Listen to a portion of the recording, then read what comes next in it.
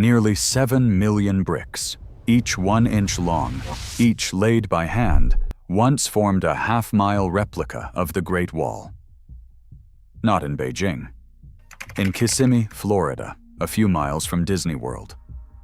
The park cost $110 million, operated for exactly 10 years, then sat abandoned for nearly another 10 years. By 2009, the wall was still there. The jungle had taken everything around it. The miniature figurines were still standing in their positions beneath the vines. Florida Splendid China opened on December 19, 1993, on 76 acres of former ranch land in western Osceola County. The land was part of a larger 437-acre parcel purchased by Taiwanese-American entrepreneur Josephine Chen and her company, American Eastern International. The original plan for that parcel was a housing development called Formosa Gardens, with space for 400 homes, 2 hotels, and a supermarket. The theme park was the addition. 76 acres were set aside to build something that had never been attempted in the United States, a miniature village showcasing 3,000 years of history, right on the doorstep of the most visited tourist destination on the planet. But the park did not come from nothing. In 1988, Josephine Chen visited Shenzhen, China, and toured the Splendid China miniature scenic spot, operated by the state-owned China Travel Service. That prototype park drew 3.5 million visitors in its first year and recouped its entire construction budget of $100 million in 12 months. Chen saw the crowds and imagined the same thing working in Orlando, where millions of tourists already came looking for things to do beyond the reaches of Disney. After 2 years of negotiations with China Travel Service, an agreement was reached. The government would design the park, provide materials and craftsmen. The Chen family would provide the land and management. George Chen, Josephine's son, would serve as president. What followed was one of the strangest construction projects in Florida history.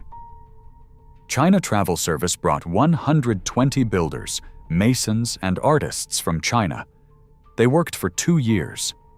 Many of the miniature landmarks were first assembled in China near the sites of the originals, then disassembled, shipped across the Pacific, and painstakingly reconstructed in the Florida heat. 2 chefs were hired to cook for the crew. A collection of films was purchased for their trailer park. Every single one of those 120 craftsmen was given a season pass to Disney World. The wall alone required nearly 7 million 1-inch bricks, stretching half a mile across the width of the park, built entirely by hand. 35,000 hand-painted figurines populated the more than 60 miniature landmarks. A 30-foot Leshan Grand Buddha rose from an artificial hillside. The Summer Palace sat on its own lake. The terracotta warriors stood underground. You walk through the entrance past ornate traditional buildings, past 11 gift shops in the first courtyard alone, past a China Travel Service office where you can book a trip to see the originals. The stone forest towers above you, 25 feet of limestone spires with a waterfall crashing into a small lake. And beyond it, the models unfold across the park like a country compressed into a garden. The park employed more than 500 people at opening, including 60 dancers, acrobats, and martial artists brought from China on a rotating basis. The private opening ceremony on December 18, 1993, drew 2,400 guests, including senior government officials. Reporting at the time placed the total construction cost at approximately $110 million. But 1 week before that opening ceremony, something happened that would quietly define everything that followed. CTS bought out the Chen family entirely. The government now owned and operated the park alone. George Chen later described the officials who ran CTS as paranoid, dictatorial, and corrupt, saying they pressured him to provide high-paying jobs and work visas to children of high-ranking party officials who could not speak English and were not qualified to work at the park. The entity that now controlled Florida Splendid China was not a neutral tourism company. CTS was controlled by the Overseas Chinese Affairs Office, described by multiple reports as a propaganda arm of the state government. The park's Mongolian and Tibetan exhibits presented the government's version of those regions' histories. In Shenzhen, that was unremarkable.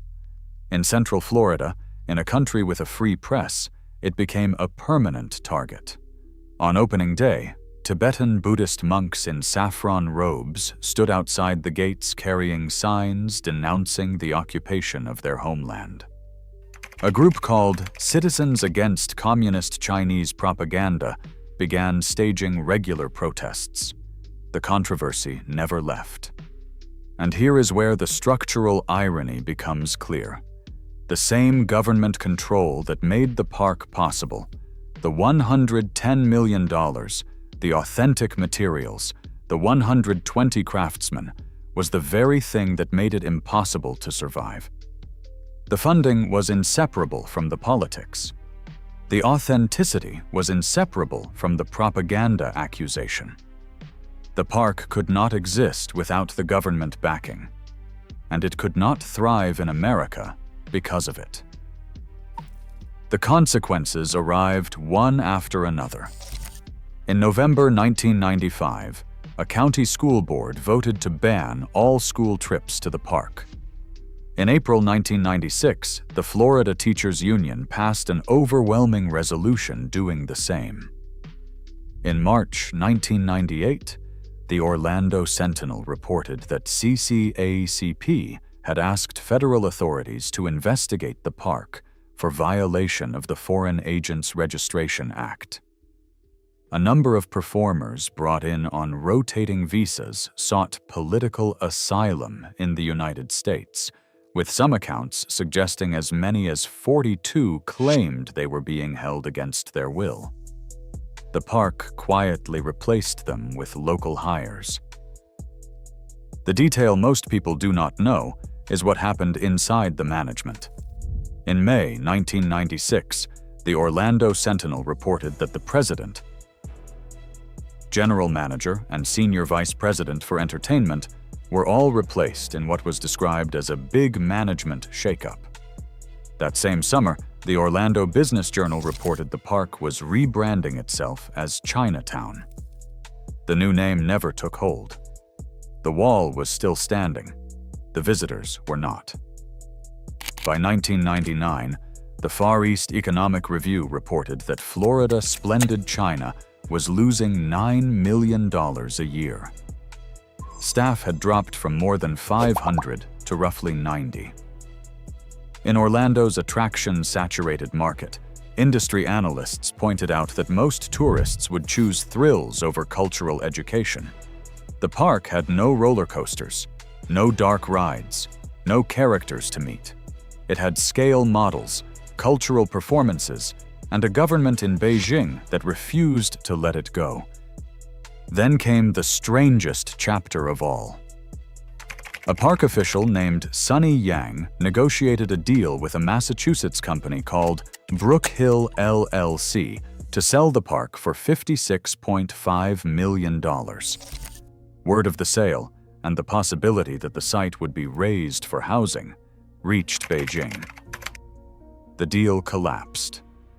The government recalled Yang to China, where, according to park officials, he was placed under house arrest.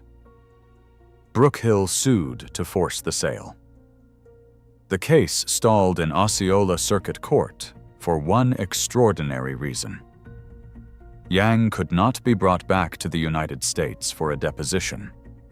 The park's own official was under house arrest in another country, and the lawsuit meant to save it could not proceed without him. The park continued to bleed. After September 11, 2001, Central Florida tourism collapsed. Florida Splendid China held on for 2 more years, then posted a statement on its website. It cited the continued downturn in the tourism economy and significant ongoing losses. On December 31st, 2003, exactly 10 years and 12 days after its public opening, the gates closed for the last time. Less than a year later, in December 2004, the park's assets were auctioned off over 3 days. What the auction did not take, the vandals did. Thieves and local teenagers breached the chain-link fences. Hundreds of miniatures were stolen. Portions of life-size statues were hauled away. The more destructive visitors brought sledgehammers and swung them against the architectural replicas, smashing landmarks that 120 craftsmen had spent 2 years assembling by hand. What the vandals did not destroy, the Florida jungle consumed. Vines wrapped the wall. The stone forest disappeared behind uncontrolled growth. The manicured gardens turned wild, swallowing the monuments to 3,000 years of imperial history. Photographs taken in 2009 show a site that looks post-apocalyptic.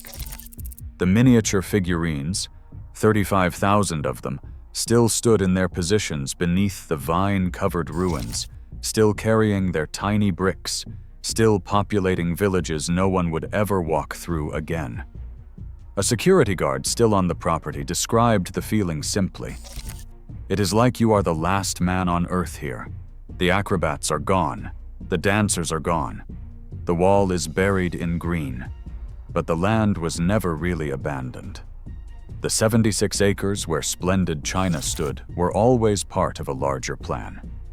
The Chen family had purchased that land for Formosa Gardens, a housing development. The theme park was the diversion. After the park's remains were cleared, the site at 3000 Splendid China Boulevard began returning to its original intended purpose. Ordinary development on ordinary Florida ground. The 120 craftsmen who crossed the Pacific, who were given Disney World season passes and fed by 2 chefs in a Florida trailer park, who assembled nearly 7 million bricks into a wall that stretched half a mile across a theme park that most Americans have never heard of, built something that took 4 years to construct and 10 years to disappear. What stands at that address now is not a monument to 3,000 years of history. It is the housing development that was always supposed to be there. The bricks are gone. The address remains. Did you visit Splendid China before it closed? Leave the year in the comments. If you enjoy stories like this, subscribe.